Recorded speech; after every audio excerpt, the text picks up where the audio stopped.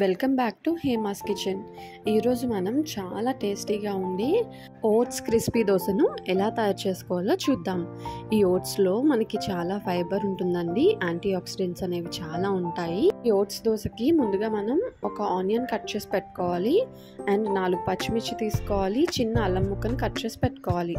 ఒక బౌల్లో ఒక కప్ ఆఫ్ ఓట్స్ వేసుకొని దాంట్లో ఒక కప్ ఆఫ్ వాటర్ వేసుకొని దాన్ని నానబెట్టుకోవాలి ఒక 10 మినిట్స్ వరకు.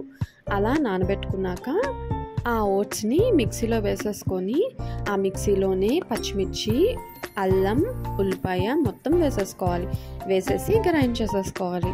అలా గ్రైండ్ చేసుకుంటే మనకి బ్యాటర్ అనేది వస్తుంది.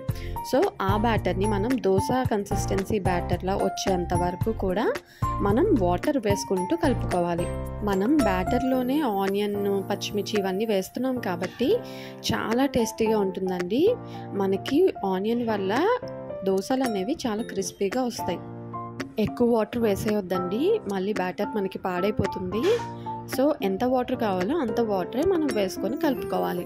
కలుపుకున్నాక 1/2 టీ స్పూన్ ఉప్పు వేసుకోవాలి మన రుచికి తగినంత.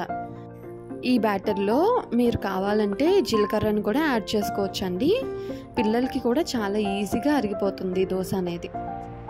దోశ వేసుకున్నాక 1 టీ స్పూన్ ఆయిల్ కానీ గీ కానీ వేసుకొని 2 వైపులా కాల్చుకోవాలి. మనకి కలర్ అనేది మంచిగా బ్రౌనిష్గా వస్తుందండి ఈ దోశలకి. ఎందుకంటే మనం ఇక్కడ ఆనియన్ వేసాం కాబట్టి మనకి మంచి కలర్ అనేది వస్తుంది. చాలా క్రిస్పీగా ఉంటాయండి దోశలు. మీకు మెత్తగా కావాలంటే మెత్తగా కూడా మీరు వేసుకోవచ్చు. కాకపోతే అలా మెత్తగా వేసుకున్నప్పుడు సిమ్లో పెట్టే మీరు కుక్ చేసుకోవాలి.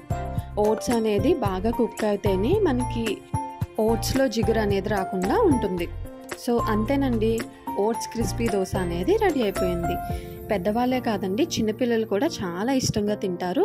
ఒకసారి చేసి పెట్టండి, ఇంకా నార్మల్ దోశలు మానేసి ఈ దోశలే వేసుకుంటారు ఇంకా.